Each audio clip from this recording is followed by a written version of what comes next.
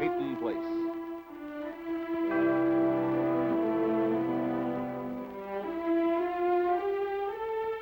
Starring Dorothy Malone as Constance Mackenzie, Ed Nelson as Michael Rossi, Mia Farrow as Allison Mackenzie, Ryan O'Neill as Rodney Harrington, Barbara Parkins as Betty Anderson, Tim O'Connor as Elliot Carson, Christopher Connolly as Norman Harrington.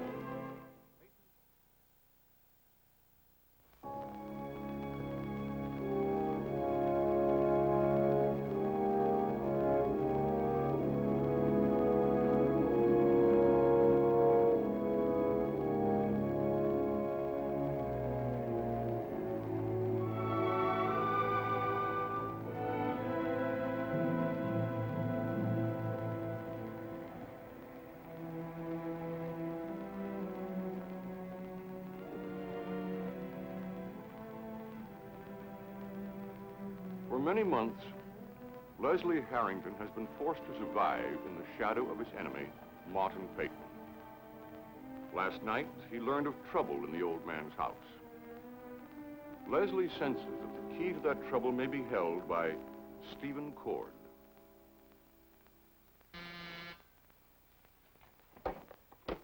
Yes? Mr. Harrington is here to see you, Mr. Cord. Tell him to come in, please.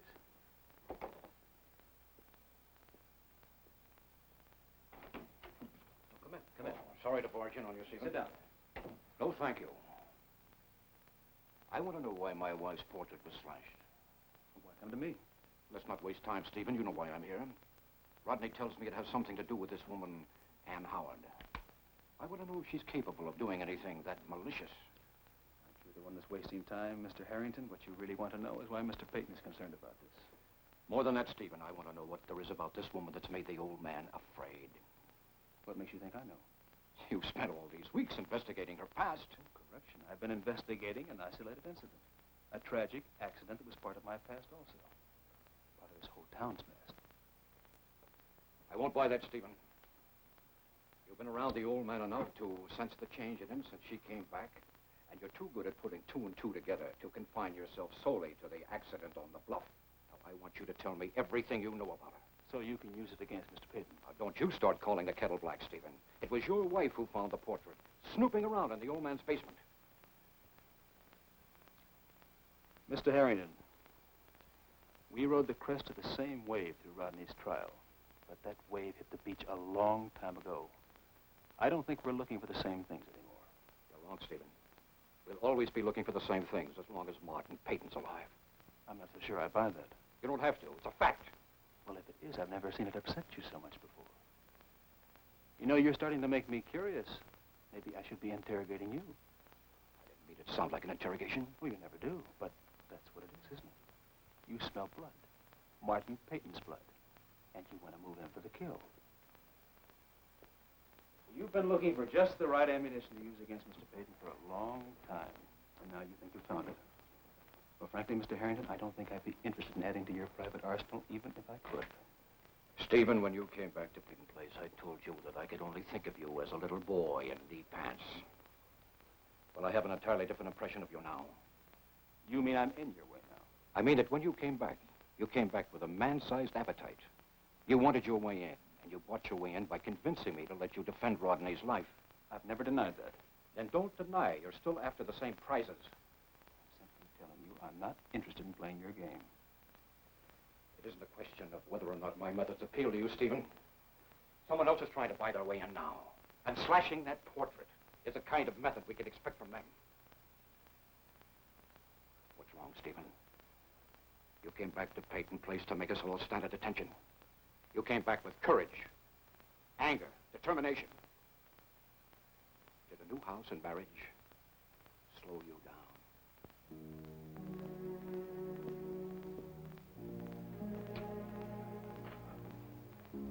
It's too bad.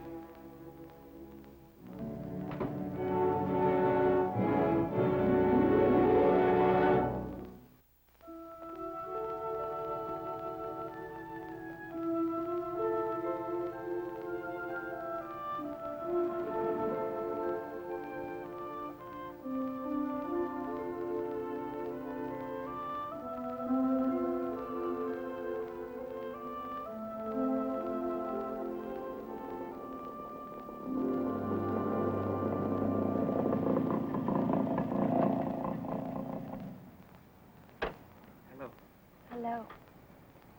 How are you? I'm all right, thank you. You? Oh, I'm okay. I'm not great, but I'm okay. I'm just going to the hospital. Well, I'll give you a ride. No, no, thank you. I feel like walking. Oh, come on. Take a chance. No, no, really, I feel like walking. Thanks, Look out! What's the matter with you? Have you forgotten that you were hit by a car a few months ago?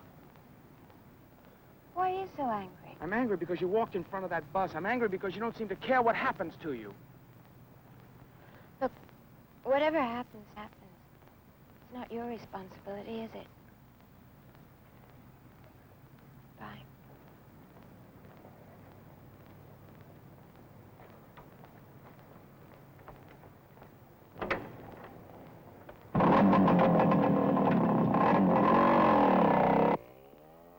Sign's great. Want to take a look? I'll take your word for it. You want me to finish the labeling? In a minute.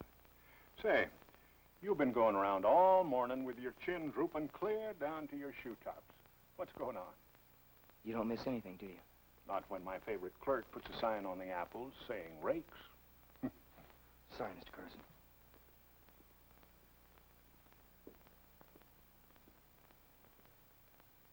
Norman, what is it? Nothing. Rod and I got in a fight. Well, that's not the end of the world. No? You fought before. Yeah, but this time's different. We usually patch things up right away. You'll patch it up this time, too. I don't think so. Well, what makes this time so special? I think we got a little too honest with each other. I mean, we've always been honest. But when you really care about someone, you hold back a little. You know? I'm not so sure. Well, Rod and I have always been in competition with each other. Not that we really wanted to. That's just the way it was. Up until now, everything's been a friendly rivalry. I mean, my passing arm's better than your passing arm. My toy soldier can lick your toy soldier, stuff like that. But now it's different. He's changed, and I've changed. Well, sure you've changed. He's been through a murder trial, and you, well, you're married now with responsibilities. Our family's so mixed up, you couldn't even go on a Sunday picnic without choosing sides. Dad and grandfather, grandfather and dad. You don't respect what Rodney's doing, do you? Staying with your grandfather. No. That's what got us in the ring in the first place. And after I shot off my big mouth, well, Rod still had a few little tricks in his little bag. Like, how little brother about singing to Sing Sing. We just got too honest. Norman, let me tell you something. Words sometimes makes you think there's more to a grudge than there really is, you know, that it's been brewing for a lifetime and all that. But that ain't so. Why don't you just put your hand out and talk this thing over? Because if I put out my hand, he'd just break it in two. Rod always has to have the last word. Anyway, I think he should make the first move. Norman, there's a saying in the good book that a brother that's put off is harder to win back than a city with a wall around it. Now, one of you boys better think about scaling that wall. Because if you don't, you won't find a ladder big enough to get over it. I know. You want to make up, but you won't back down. Not today.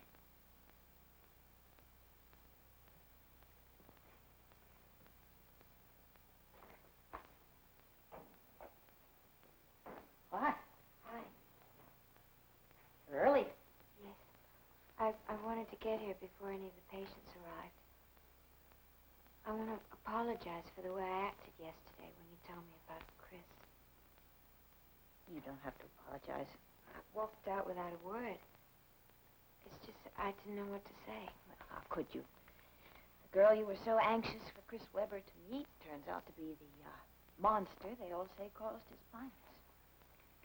I was wrong to tell you because Chris Webber is your friend. So are you, if you still want to be.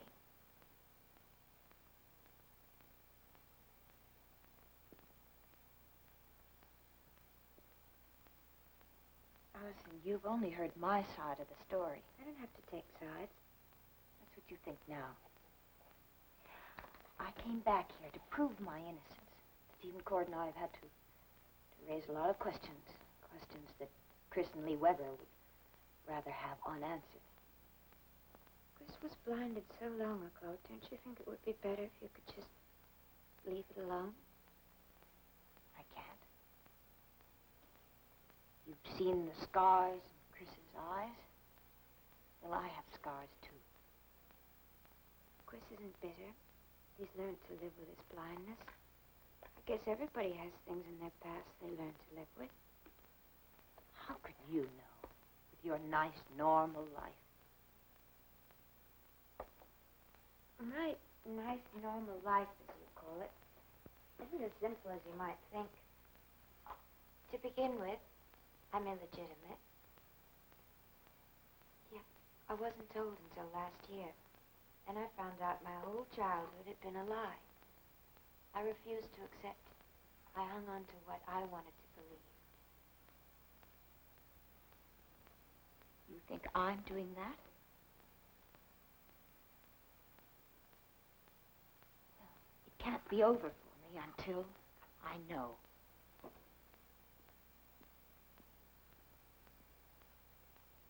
Last Saturday night at the shoreline, Stephen Cord and Lee Weber got into a fight. Lee hit Stephen. I didn't know what it was about until now. And don't you see you're just reopening old wounds? You say you can't live with the guilt of having caused Chris's blindness. Do you think you can live with the guilt of the pain you're causing people now? You weren't going to take sides. Finding out that isn't so easy. Allison, if you'd rather not continue working here, helping me in therapy, I'd understand.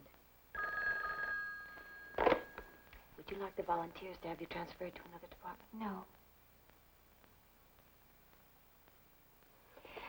Yes, hello? Miss Colby?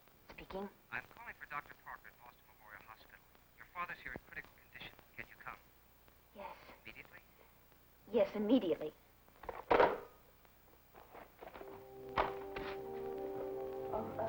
Listen, I'm expecting patients in a few minutes. Would you tell his doctor that I had to leave?